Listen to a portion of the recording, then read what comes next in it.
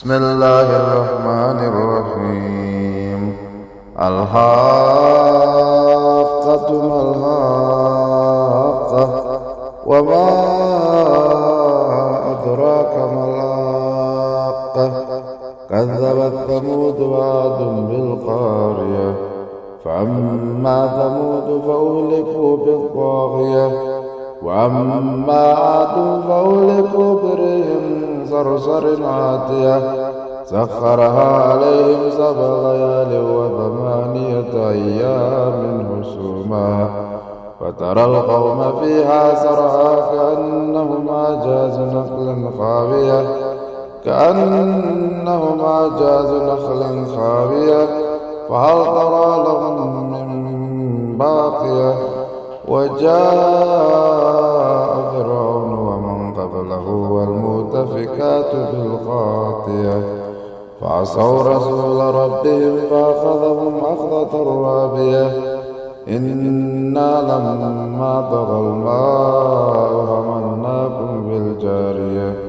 لنجعلها لكم تذكرة وتعيها أذن واعية فإذا نفخ في السور نفخة واحدة وحملت الأرض والجبال فدكتا دكة واحدة فيومئذ وقعت الواقية وانشقت السماء فهي يومئذ واهية والملك على أرجائها ويحمل عرش ربك فوقهم يومئذ 8 يومئذ تعرضون لا تخفى منكم خافية فأما من أوتي كتابه بيمينه فيقول هاؤم اقرءوا كتابيه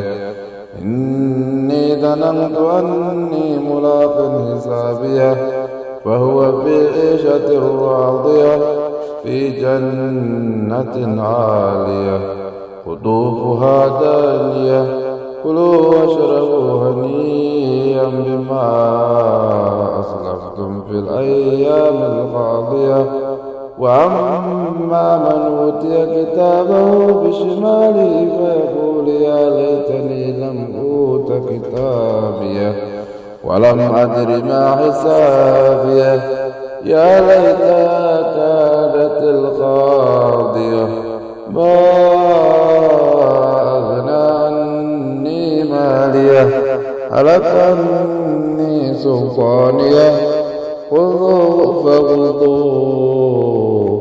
ثم الجحيم سلوه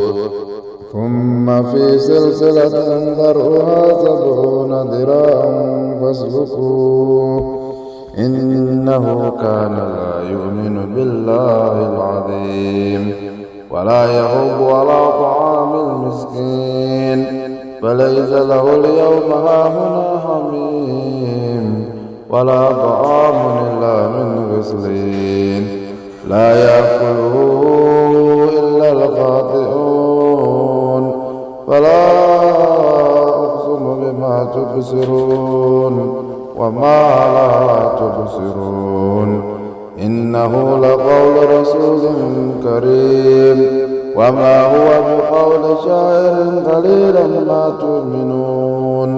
ولا بقول كاهن قليلا ما تذكرون تنزيل من رب العالمين ولو تقول علينا بعض الأقاويل لأخذنا منه باليمين ثم لقطعنا منه الوتين فما منكم من أحد عنه حاجزين وإنه لتذكرة للمتقين وإنا لنعلم أن منكم مكذبين وإنه لحسرة على الكافرين وإنه لحق اليقين فسبح باسم ربك العظيم.